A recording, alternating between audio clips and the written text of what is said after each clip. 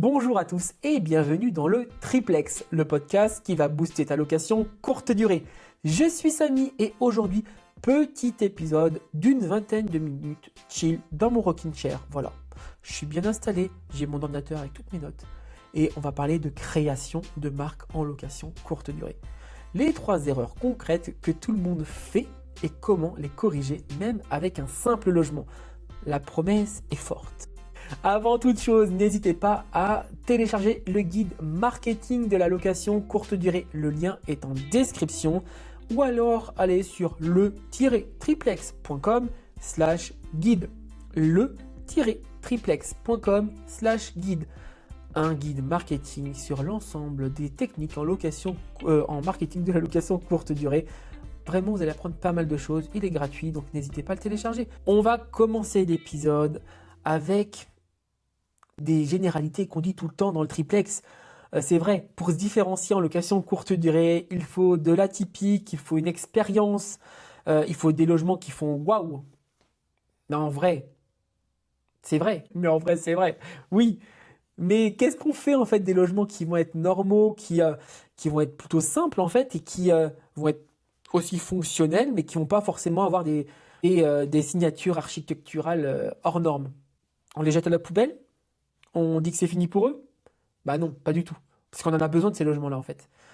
Et là, je vais vous parler d'un cas hyper concret. Mon cas, à moi, voilà. Dans mon parc, j'ai plusieurs biens. J'ai de l'atypique, oui, mais j'ai également du simple, du fonctionnel, du basique. Pourquoi?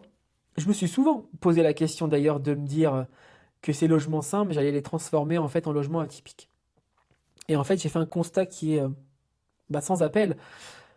Mes logements atypiques vont très bien fonctionner avec des prix qui sont vraiment très intéressants pendant des périodes qui sont assez définies. Des périodes hautes, moyennes, par rapport à là où je suis en fait et au parc d'attractions, je sais très bien que les week-ends par exemple ça va très bien fonctionner, que ça va fonctionner pendant les vacances scolaires, et là il y a des prix vraiment qui sont forts.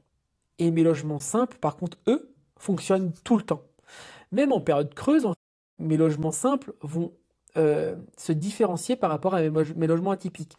Alors c'est vrai que à l'année, en fait, si on fait le chiffre d'affaires à l'année, mes logements atypiques vont mieux vont rapporter un peu plus, mais dans la durée, dans le taux d'occupation, etc., mes logements simples, en fait, vont mieux tenir le coup. Parce qu'en fait, ils répondent à un besoin qui va être clair, ils ne promettent pas une expérience exceptionnelle, mais ils vont être plus universels, voilà. Et ils vont, du coup, avoir une cible un peu plus large. Et là, on a déjà une forme de marque. On a déjà quelque chose là. Et donc, la vraie question qu'on va se poser, ce n'est pas est-ce que mon logement est atypique, c'est est-ce que ce que je promets est clair et assumé. Est-ce que tu as compris? Est-ce que ce que je promets est clair et assumé? Et c'est exactement là que la notion de marque entre en jeu. Eh oui. Maintenant, je vais me prendre, du coup, la petite définition que j'ai trouvée sur Google, sur la marque.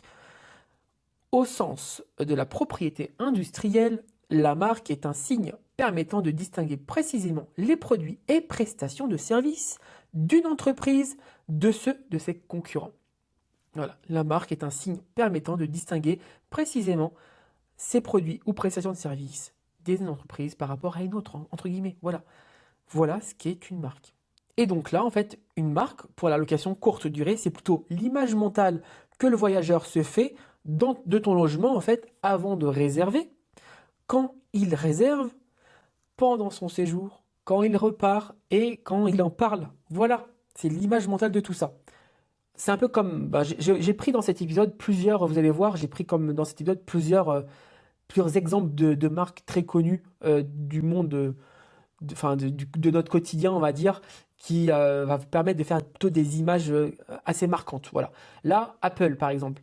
Apple, t'achètes pas un téléphone qui va sur Internet. Apple, tu as acheté une promesse de simplicité, de fluidité, ça ne tombe jamais en panne, de communauté également. Voilà ce que tu achètes chez Apple, la marque. Voilà, t'achètes ça en fait, une promesse. Et en location courte durée, ça va être pareil, idem. Après avoir dit tout ça, on va regarder maintenant les erreurs. Les erreurs que font la plupart des loueurs en location courte durée. L'erreur numéro 1, c'est croire que la marque, c'est juste un nom et un visuel. Alors ça, c'est l'erreur basique. Et puis je l'ai faite moi aussi, il n'y a pas de souci. Cas concret, le cocon, l'évasion, la parenthèse. Ça, c'est des noms d'appartements qu'on voit partout sur le Bon Coin, Airbnb. Sur Airbnb, on voit ça partout, partout, partout. Le cocon, l'évasion, la parenthèse, le capsule, je ne sais quoi. C'est le même discours, même photo, les mêmes promesses qui sont floues. Et les appartements, ils se ressemblent en fait. Et le résultat, c'est quoi? Eh bien, en fait, le voyageur va comparer, mais il va comparer par rapport au prix et pas par rapport en fait à votre logement. Parce qu'il n'y a rien qui est mémorisable et il n'y a aucune fidélité derrière. Et là, tu vas me dire, mais pourquoi c'est un problème d'appeler son appartement comme tous les autres? En fait, dans les OTA, il y a en ce moment des modifications, dont des changements d'algorithme qui se font. Airbnb l'a annoncé là en 2026. Booking, sûrement qu'ils l'ont fait également, on n'a pas encore les informations. Et aujourd'hui, les voyageurs, en fait, l'algorithme va privilégier ton appartement par rapport à une fonction, à un type de voyageur. En fait, il y aura plus, ça sera plus ton logement qui sera mis en avant parce qu'il était super haute, parce que tu as de meilleures notes, etc. Non, il va pousser ton logement parce qu'en fait, ton logement est familial, parce que ton logement est, parce que en fait, ton voyageur est une famille de 5 personnes et que son logement en fait est familial. Dans tes commentaires, on a vu que ce logement était adapté aux familles, etc. T'as compris? En fait, c'est par rapport aux besoins que vont en faire du coup les voyageurs. Ton logement sera du coup poussé. Et les voyageurs, ils scannent très vite, très très vite. Et ils se décident aussi assez vite.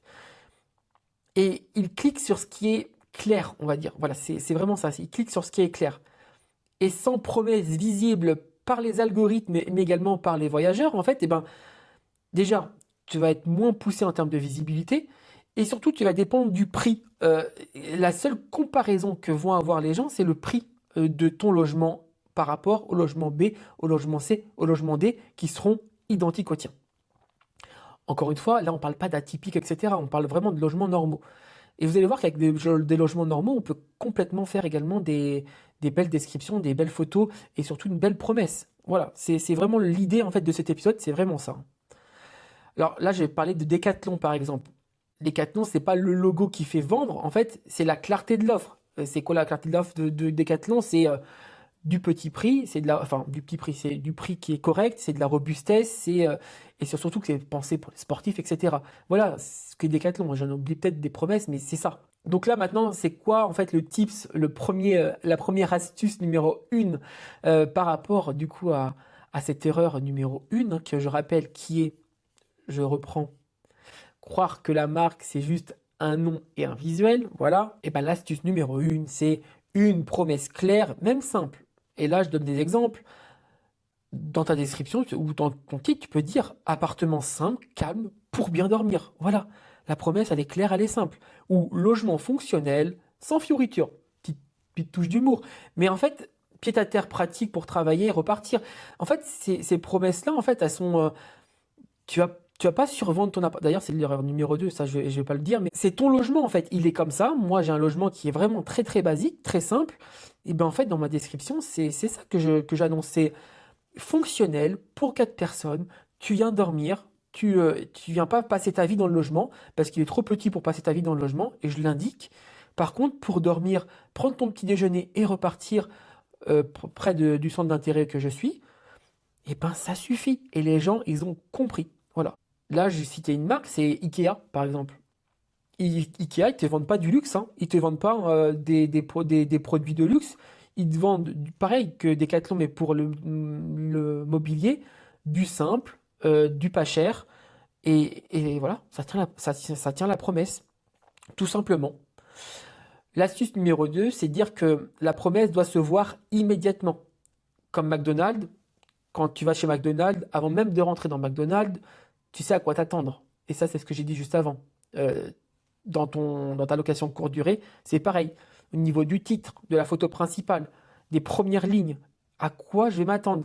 Si c'est trop long à expliquer, c'est que c'est pas clair pour toi. Même pour toi, c'est pas clair. Donc, en fait, dans ta description, dès les premières lignes, ça doit être très clair pour le voyageur. Appartement, 4 personnes, fonctionnel, pour dormir, etc. Enfin, faut que ça soit clair. Voilà. L'erreur numéro 2, c'est de construire une image de marque déconnectée du réel. Ben, Tout simplement le expérience unique, séjour d'exception, ou je ne sais quoi, il y en a plein des comme ça. Alors que tu proposes un logement correct, un environnement normal, mais il n'a rien d'exceptionnel ton logement. Alors le logement, il n'est pas forcément mauvais, pas du tout. C'est juste que c'est l'image en fait qui est mal calibrée par rapport à ton logement. Alors pourquoi c'est un problème? Parce que en grande partie, les mauvaises notes viennent rarement d'un logement qui est nul. Alors ça peut arriver, clairement, mais alors du coup là c'est d'autres questions que tu dois te poser à savoir rénover ton logement, etc. Mais sinon en fait ça vient plus d'attentes, on va dire, qui sont trop élevées, d'une promesse qui est trop ambitieuse par rapport du coup à la réalité de ton logement. Et là, comme exemple, Ryanair. Tu imagines si Ryanair disait que en fait chez elle c'était du luxe, que c'était un positionnement luxueux, ça irait pas, ça serait même catastrophique. Ryanair, c'est du pas cher, du basique, de l'assumé. Voilà, tout simplement. C'est ça. Bah alors comment corriger cette erreur numéro 2? C'est assez simple, c'est rassurer plutôt qu'impressionner. Il y a une question qu'il faut que tu te poses. Il faut que tu te demandes, est-ce que je peux tenir la promesse que j'annonce à chaque séjour? C'est comme Toyota. Fiabilité, constance, sans surpromesse. Et toi, il faut que tu te dises, est-ce que ce que j'annonce, je peux le tenir tout le temps? Tu as 5 minutes. Mais pause. Non, je rigole. Continue.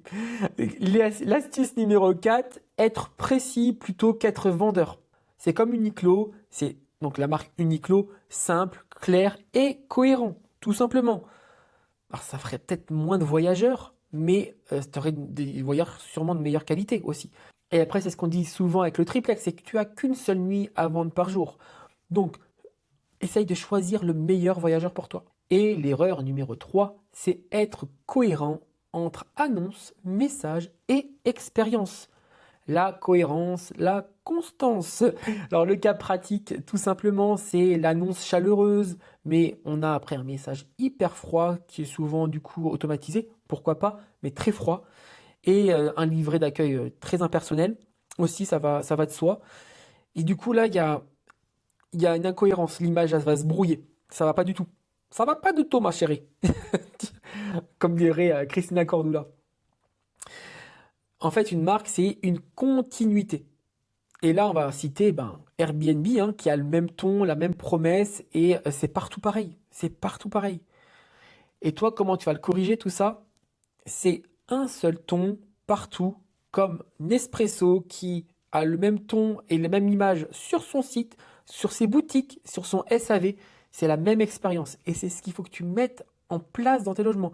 La même expérience. Pour ma part, par exemple, sur un de mes logements atypiques, j'ai j'ai mis en place en fait cet univers-là. C'est un appartement type Lego. Dès l'annonce, en fait, merci ChatGPT, parce que tu peux t'aider aussi des outils comme ChatGPT. Et j'ai une annonce en fait qui est très marketée Lego, l'univers du Lego et l'univers surtout de la brique. Pas du Lego parce qu'on n'a pas le droit, mais l'univers de la brique. Bâtir, construire, etc. Donc le champ lexical de la brique, tout ça, ce champ lexical-là, je l'ai repris en fait directement en fait dans mes messages d'accueil, où il y a cet univers, ce champ lexical, cette cohérence. Et dans mon guide voyageur, on retrouve également ce champ lexical, cette cohérence. Hyper important. Et il y a beaucoup de voyageurs qui me surprennent même en me répondant avec ce propre champ lexical. Parce qu'en fait, ils sont déjà dans l'expérience. Ils sont déjà dans l'univers. Alors, on parle de logement simple là, depuis tout à l'heure, mais vous avez compris l'idée. Même si vous avez un logement simple, en fait, vous pouvez avoir un logement hyper chaleureux. Et vous êtes également chaleureux. Et donc, marquez-le, marquez-le. Ayez de la cohérence par rapport à ça. Et l'astuce numéro 6, c'est la marque et le pont. OTA, réservation en direct. Comme tu sais, j'adore la réservation en direct. Donc je vais en parler forcément. La réservation en direct te permet clairement de te créer ton propre canal de réservation et de ne plus dépendre en fait des OTA. Donc d'ailleurs, si tu veux créer ton propre site de réservation, n'hésite pas en commentaire, pas en commentaire, en description de l'épisode, tu as un petit bouton qui te permettra de voir ce que je peux te proposer pour créer ton propre site de réservation en direct. Je propose des sites de réservation en direct. Tu verras, tu cliques, tu regardes ce que je te propose avec macom.imo. C'est clair, simple, sans prise de tête et vraiment tu vas avoir un site de réservation en direct qui est top. Et là, c'est comme Nike. Tu achètes chez Foot Locker, je sais pas si ça existe toujours, mais Go Sport, Foot Locker, Decathlon, du Nike, mais tu vas te souvenir de la marque. Voilà. Tu achètes un distributeur, tu achètes chez Airbnb, mais tu te souviens de la marque du logement. Et là, c'est pareil. Et maintenant, la question que tout le monde se pose, c'est faut-il une marque avec un seul logement simple? Parce qu'on va me dire, oui, mais Samy, là, tu me parles d'une marque, ça veut dire qu'il faut 10 logements, etc. Ben oui, en fait, non. Même avec un seul logement, tu peux avoir une marque. La marque, c'est pas une marque marketing au sens propre du terme, en fait. Je rappelle la définition si tu le veux, hein, mais au pire, tu l'auras remarqué, enfin, tu l'auras intégré. Un logement simple, en fait, il peut complètement se différencier par sa promesse, sa cohérence, son honnêteté. Il n'y a pas de souci avec ça. Ton logement, en fait, peut vraiment se distinguer, même s'il est simple. À toi de le distinguer, en fait. Et donc, ça me ramène directement vers la conclusion, en fait, que une marque en location courte durée, ce n'est pas forcément être atypique à tout prix, non. Ce n'est pas faire rêver tout le monde, non. Et ce n'est pas du marketing.